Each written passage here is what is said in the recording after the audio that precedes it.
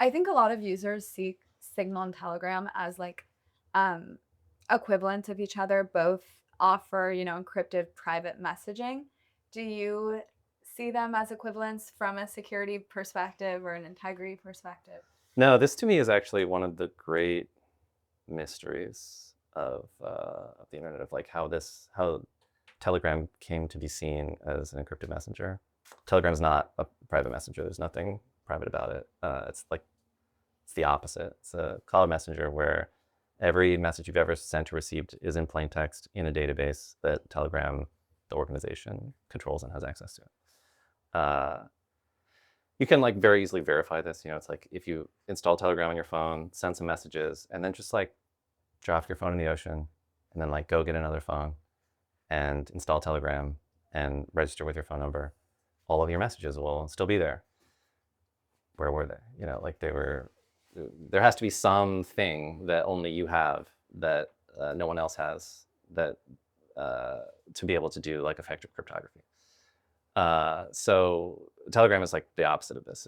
It's a plain text messenger.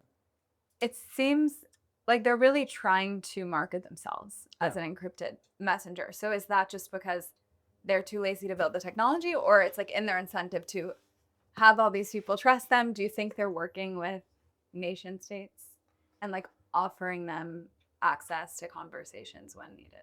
I mean, I don't know if that was their intention in creating Yeah. that, but that's certainly the situation. I mean, I think it's undeniably the situation that they're in now. I don't really get this. To me, it's actually kind of amazing because when you think about it, it's like Russian oligarch starts unencrypted version of WhatsApp, like clone pixel for pixel clone of WhatsApp. Like that should be kind of a difficult brand to operate, and somehow like they've done a really amazing job of like convincing the whole world that this is an encrypted messaging app, and that like the founder is some kind of like Russian dissident, even though he goes there once a month. The whole team lives there, like their families there, or whatever, uh, which I think is really amazing. Like, and I mean, the deeper I go on this, I'm just like, there's something very weird going on here. Like, I mean, so first of all, Yeah. at the just sort of like taking things at face value, um,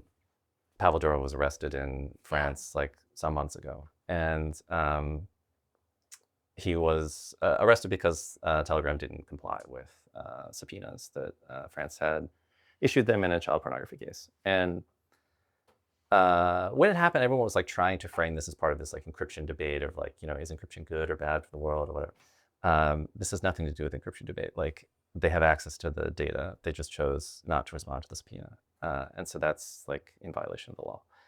And he gets arrested in France, right? And everyone's like, "Oh, France, whatever." But like I think the key point is like they have the data, like they can respond to the subpoenas, and like Signal, for instance, doesn't have access to the data and couldn't respond to that same request.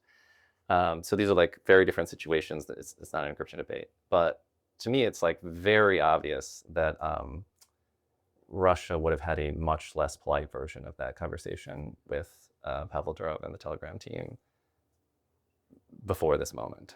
So the fact that they're like still alive and their families are not in jail and they're able to operate and they have access to all this data, to me, it's just in just like it doesn't make any sense that they're not sharing that data with the Russian government. So I think my friends who work closer to security have the same viewpoint. And I think it's amazing that most people don't. I know they've done a really good job. Like they have. Pavel went on Lex Friedman too, and speaks a lot about like how he cannot be controlled or forced to be complicit in anything with any governments. And so he definitely presents himself that way. But I think even your idea of like it's fundamentally different technology is like maybe the most important concept. Yeah, and I don't think it's like he has this sort of Trumpian view of like I'm so rich that I can't be controlled. Yeah. But I think in many ways the opposite is true. Like he has a lot to lose, and I there's some really strange stuff going on there. Like they supposedly they have like a 50-person team or whatever, but like for instance, some journalist was asking me something about some unrelated story that incidentally involved Telegram, and I told him something about Telegram, and he just wrote like in his stories like a throwaway one-line thing. It was like Telegram, which isn't an encrypted messenger or something like that. This wasn't the thrust of the story, and this was like a minor article that got published.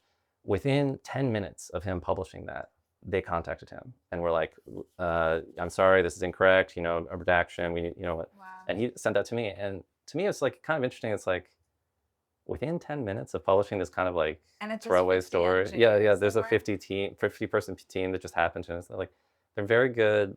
Like even when you look at the, you know, it's like Pavel had like all the plastic surgery and Yeah. everything, yeah. And there's like if you Google that, like all of the top results are kind of interesting. Where it's like, did Pavel Durov have plastic surgery? And the articles are just like, people love Pavel Durov so much that they're just naturally curious. Like, why is he such a good-looking guy? Or what, you know, like stuff like that. Where I'm just like, what happened here? Like, how Yeah. did this get? So yeah, this is Okay, well, he has a sick PR team, it seems. yeah, and also just like there's not a lot of people who are incentivized to disbelieve, and also people have a really short memory. I mean, even like he went on Tucker Carlson, and he was like, "Oh yeah, you know, I don't care about money. I'm not doing this for money." You know, it's like I don't partake in luxurious items. You know, I don't fly on private jets. I don't Yeah. cruise around on yachts or whatever. You know, a week later he gets arrested in France. Where? On a private jet. You know, it's like what? Like, uh, yeah. So I don't know. You know, people just don't remember.